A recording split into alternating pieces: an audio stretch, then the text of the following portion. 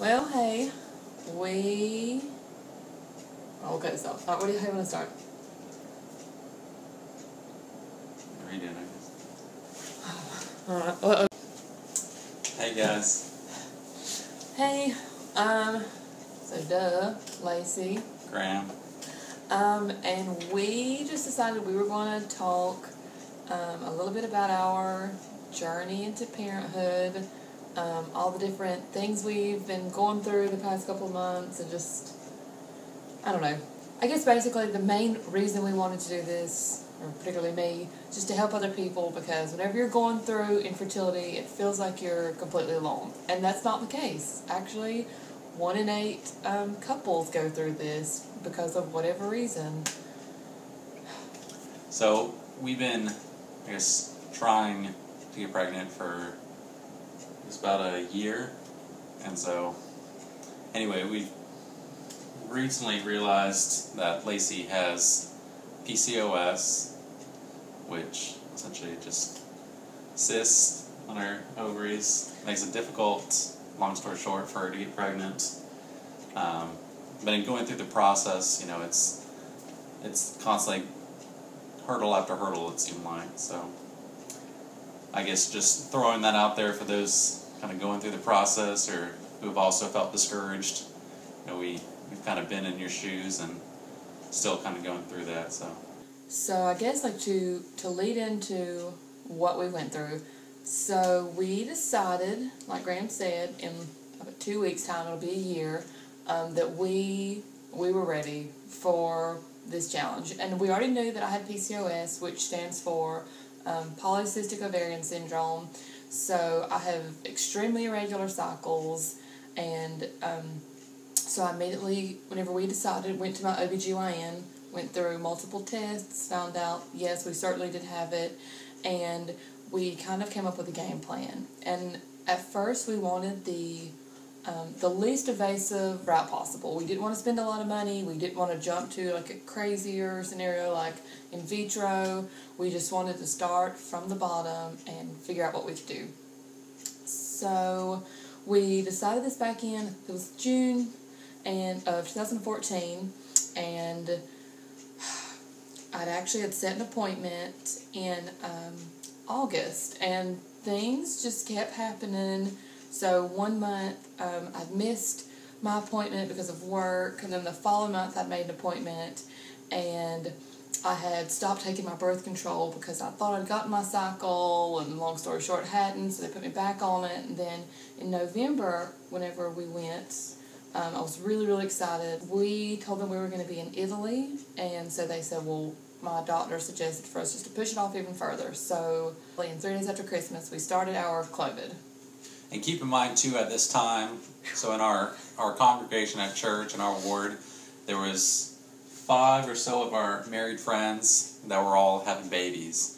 And then there was, other married friends that we had, other people that we knew that were also having babies, even outside of our local congregation. So, while you try not to compare yourself to others, there was definitely kind of that pressure, that sense that others were getting pregnant, could get pregnant.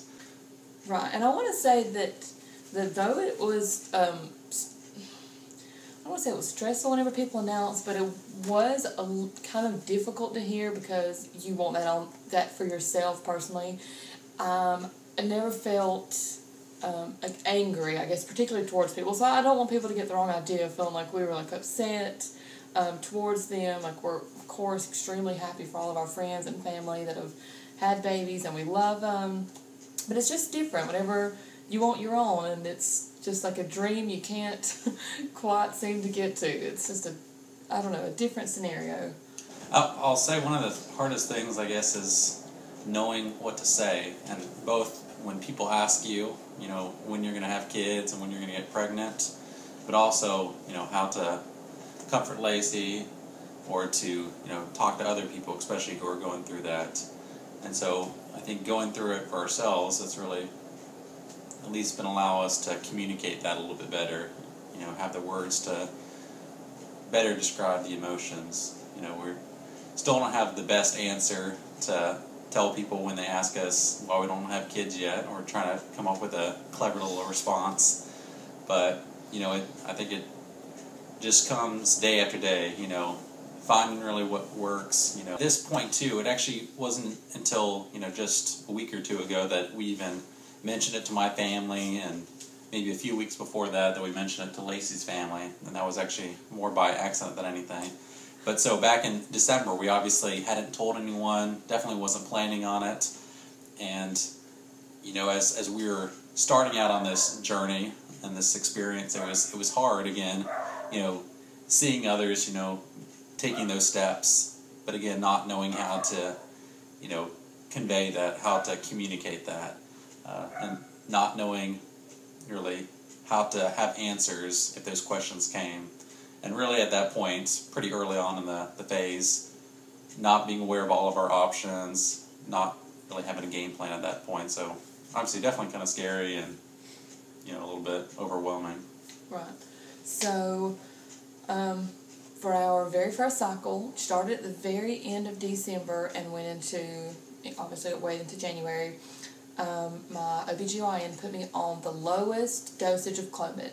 So Clomid is basically a little small pill that kickstarts your ovulation. So my whole thing was I had to take birth control for 6 weeks, and it would immediately induce a period. Soon afterwards, on cycle day 5, well, it could depend. Cycle days 2 to 5, somewhere between there, you take it for 5 consecutive days. So I started, I want to think it was 2.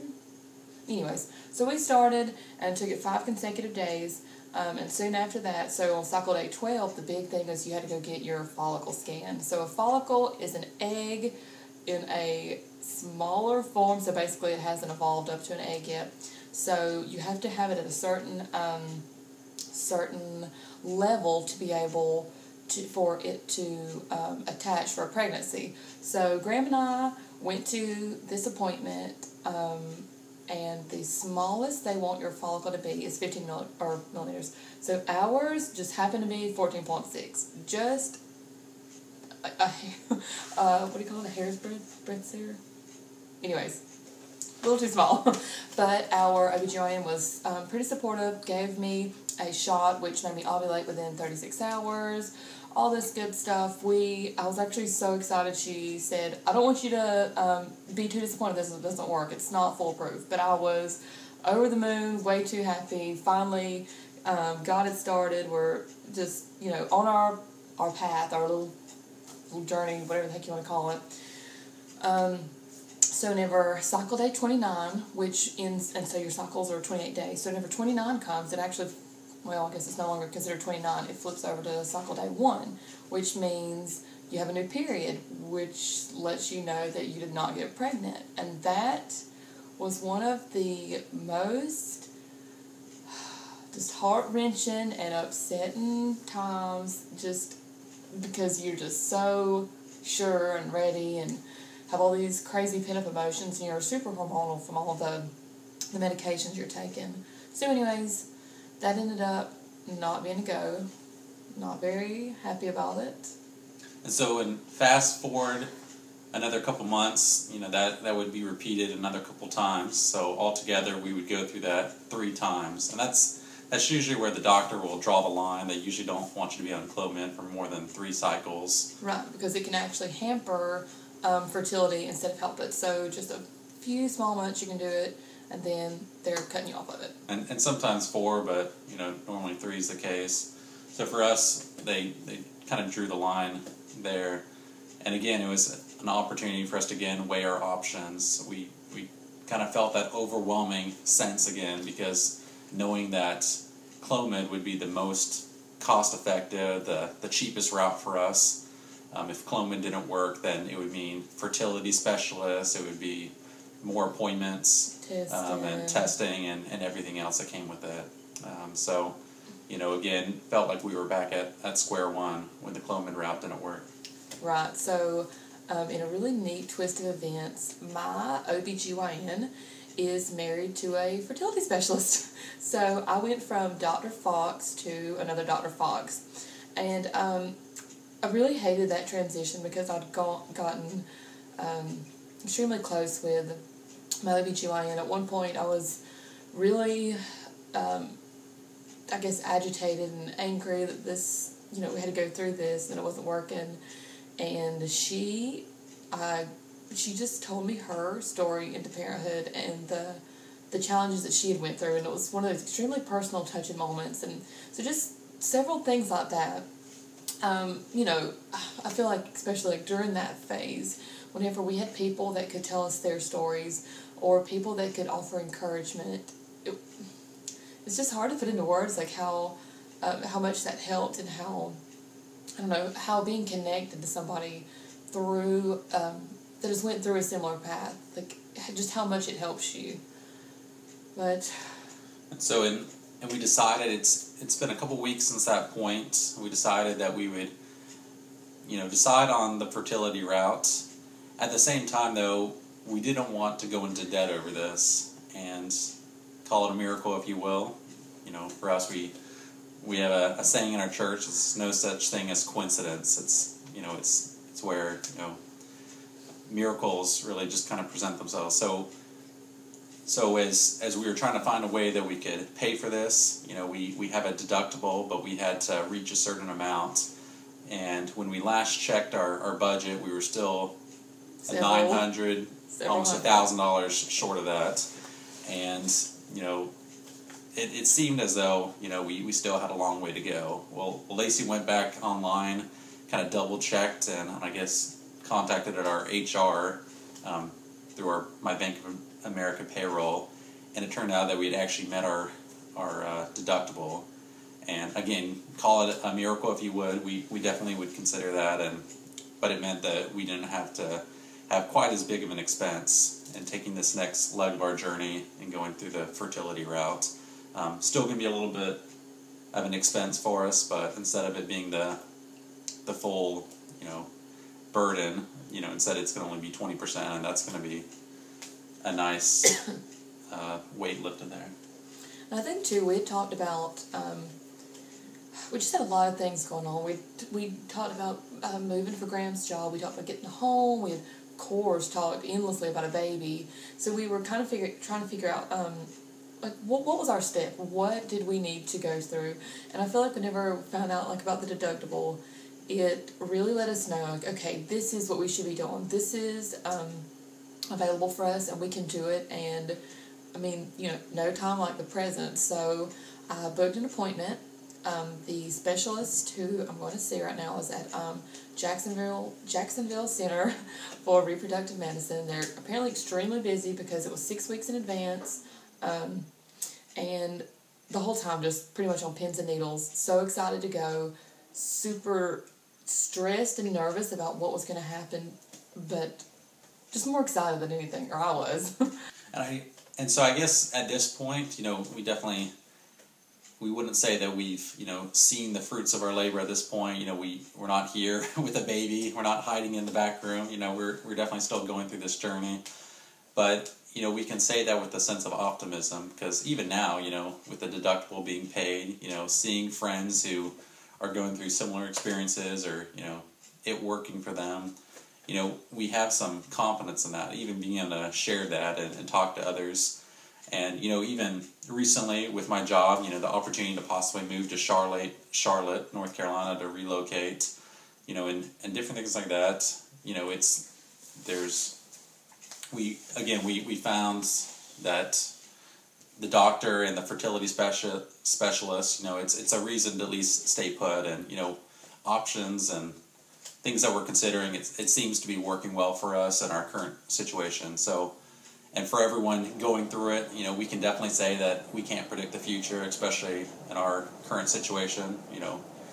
We don't know what's to come tomorrow or the next day or, in the next year, but, we at least feel that things are working. And we're actually pretty much in a really, really, how do I want to say it, a very intensive, I guess, process.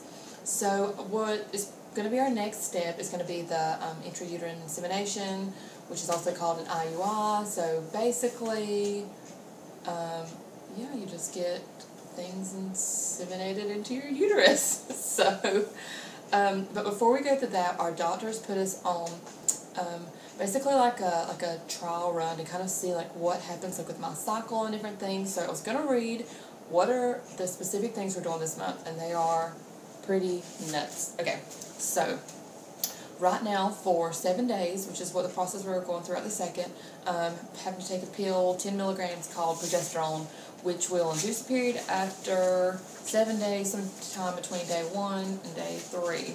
So as soon as we hit cycle day 1, we've got to call and make all these appointments, and so this is what's going on. Cycle day 3, we're going to start a antibiotic prescription.